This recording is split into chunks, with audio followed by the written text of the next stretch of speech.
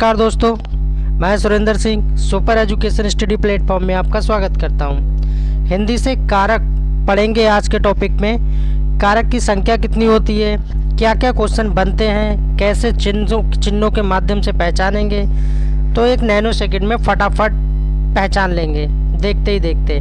Topic रहेगा कारक और सब कुछ इसमें कंप्लीट करेंगे। बस 2 से 3 मिनट की वीडियो होने वाली है, बस बने रहें लास्ट तक वीडियो में।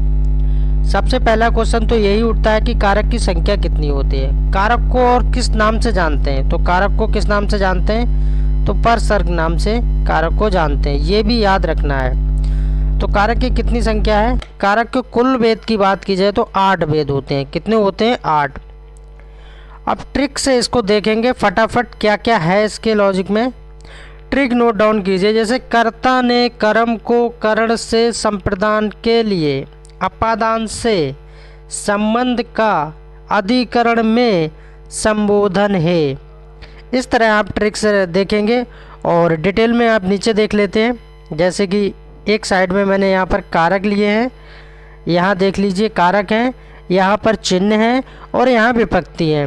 कारक मैंने बता ही दिया, कारक को क्या बोलते हैं? परसर्ग बोलते हैं। अब कारक क्या है? कारक में देखिए कर्ता है, कर्म है, करण है, कर्ता है, कर्म है, करण है, संप्रदान है, अपादान है, संबंध है, अधिकरण है और संबोधन है। अब चिन्ह की बात की जाए तो कैसे पता लगेगा? जैसे कि कर्ता ने चिन्ह आ गया तो कर्ता ने हैं, कर्ता ने यहाँ पर देखिए। और यहाँ क्या है? प्रथमा विभक्ति। अगर आपसे पूछा जाएगा कि ने चिन्ह में कौन सी विभक्ति होगी, तो प्रथमा विभक्ति होगी। कर्ता कौन है? प्रथमा में आ रहा है। कर्म में क्या होता है, इसका क्या पहचान होती है? इसमें कर्म को होता है। कौन सा चिन्ह होता है? को। और इसमें विभक्ति कौन सी होती है? द्वितीया होती है। करण में क्या होता है? से। और इसमें विभक्ति कौन सी होती है? तृतीया होती है। और संप्रदान में क्या होता है? संप्रदान में को, के लिए। इस चिन्ह के माध्यम से इसमें चतुर्थी विभक्ति आ जाती है। अपादान से यहाँ पर पंचमी विभक्ति आ जाती है। संबंध में का, की, के, रा, री, रे, यहाँ पर षष्ठी विभक्ति में अगर ये चिन्ह आपको कहीं पर दिख रहे हैं, का, की, के, रा, री, रे, तो आप समझ जाइए कि षष्ठी विभक्ति की बात कर रहा है ना। अधिकरण में क्या होता है? में, पर, तो इसमें षष्ठी विभक्ति होती है। संबोधन में क्या होता है? ऐसे शब्द आते हैं यहाँ पर हे, अजी, यहाँ, आहाँ, तो ये अष्टमी विभक्ति की बात करता है। अब हम एग्जाम्पल यानी उदाहरण के द्वारा हम देख लेंगे कैसे कैसे यहाँ पर प्रयुक्त होता है। जैसे कि गोपाल ने खाना खाया। अब ऊपर मैंने आपको बताया था ने चिन्ह की पहचान क्या थी? गोपाल ने। अब यहाँ पर क्या आया है? आपने तुरंत देखा कि यहाँ पर क्या आया है? गोपाल ने खाना खाया। खाना किसने खाया? गोपाल ने खाया। ने चिन्ह आ रहा है तो ने चिन्ह से पता लग रहा है कि कर्ता यानी प्रथमा विभक्ति की बात हो रही है। किसकी बात हो रही है? प्रथमा विभक्ति की बात हो रही है। ने चिन्ह आ गया। उम्मीद करता हूँ सारे डाउट क्लियर हो रहे होंगे। छोटी सी वीडियो है कारक पे। दूसरा पॉइंट देखेंगे, पुलिस ने चोर को पकड़ा। अब ध्यान देना है कि यहाँ पर ने तो आया है, गोपाल ने खाना खाया, वहाँ पर भी ने आया, तो वहाँ कर्ता प्रथमा विभक्ति की बात की गई थी। लेकिन यहाँ पर पुलिस ने चोर को पकड़ा, तो आखिर पुलिस ने किसको पकड़ा? यानी चोर को पकड़ा। तो हमें पहले वाले चिन्ह को नहीं देखना है, आगे वाले चिन्ह को देखना है कि पुलिस ने आखिर किसको पकड़ा है। तो चोर को पकड़ा है। सेंटेंस को बोलते वक्त खुद से रिलेट कीजिए और खुद से आपको महसूस हो रहा है यहाँ पर कि किसको पकड़ा है? चोर को पकड़ा है। और को की पहचान क्या है? द्वितीय विभक्ति की बात कर रहा है, यानी कि कर्म कारक की बात हो रही है और वहाँ पर कर्ता कारक। 3 नंबर में देखेंगे, राम ने रावण को बाण से मारा।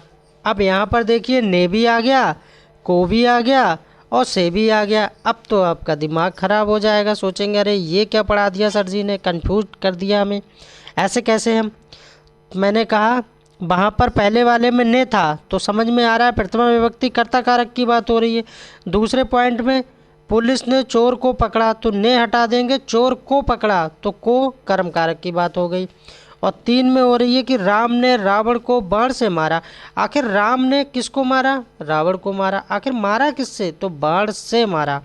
तो यहाँ पर से चिन्ह की बात हो रही है और से चिन्ह में यानी कि करण कारक तृतीया विभक्ति की बात हो रही है।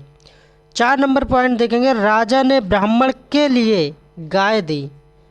राजा ने ब्राह्मण के लिए गाय दान में दी, या जब भी दान की बात की जाए तो यहाँ पर भी ने को हटा देना है, ब्राह्मण के लिए। और के लिए मैंने ऊपर बताया ही था किसके लिए आता है, चतुर्थी विभक्ति की बात कर रहा है, यानी कि संप्रदान कारक की बात हो रही है। जब भी दान देने की बात आ जाए तो आंखें मीच के लगा दीजिए, संप्रदान कारक यानी चतुर्थी विभक्ति की बात हो रही है के लिए। 5 नंबर पॉइंट देखेंगे, पेड़ से पत्ता गिरा या पेड़ से पत्ते गिरते हैं, बात एक ही है। पेड़ से पत्ता गिरा, यहाँ पर पेड़ से पत्ता गिरा, आखिर पेड़ से कौन अलग हो रहा है? तो पेड़ से पत्ता अलग हो रहा है। अलगाव की स्थिति में पंचमी विभक्ति आ जाती है, अपादान कारक की बात होती है। सब ध्यान से क्लियर करते चलेंगे। अपादान कारक की बात हो रही है। जब से अलगाव की बात की जाए, अगर अलगाव की बात की जाए तो यहाँ पर अलग कौन हो रहा है? पत्ता अलग हो रहा है। किससे अलग हो रहा है? पेड़ से अलग हो रहा है। तो अपादान कारक को याद रखना है और दान देने में चतुर्थी विभक्ति को याद रखना है, यानी संप्रदान कारक को। 6 नंबर पॉइंट देखेंगे, यह सुनीता की किताब है। यह सुनीता की किताब है। तो इसमें क्या है? मैंने ऊपर बताया था, क्या बताया था? का, की, के, रा, री और रे। का, की, के, रा, री, रे, यानी संबंध की बात कर रहा है, रिलेशनशिप की बात कर रहा है, यानी कि षष्ठी विभक्ति की बात कर रहा है। तो यहाँ पर कौन सा चिन्ह आया है? की चिन्ह आया। मैंने यहाँ बोला था ये चिन्ह अगर दिख जाए यहाँ पर कि ये सुनीता की किताब है, ये किताब किसकी है? तो सुनीता की किताब है। तो की चिन्ह से मुझे पता लग गया कि ये संबंध कारक है और षष्ठी विभक्ति की यहाँ पर बात हो रही है। 7 नंबर पॉइंट देखेंगे, किताब मेज पर रखी है। किताब मेज पर रखी है, और पर के लिए क्या है? षष्ठी विभक्ति की बात हो रही, अधिकरण कारक की में पर। ऊपर बताया था मैंने, में पर जहाँ चिन्ह मिल जाए अधिकरण कारक की बात होती है और षष्ठी विभक्ति की बात होती है। किताब मेज पर रखी है। किताब कहाँ रखी है? तो मेज पर रखी है, यहाँ पर शब्द आ गया है। और लास्ट पॉइंट देखेंगे 8 नंबर, हे राम मेरी सहायता करो। क्वेश्चन मार्क भी है यहाँ पर इस तरह, तो इससे संबोधन कारक की बात हो जाती है। उम्मीद करता हूँ परसक यानी कारक से सब कुछ डाउट क्लियर हो गया होगा। मिलते हैं नेक्स्ट वीडियो में। Thanks for watching. Please subscribe my channel.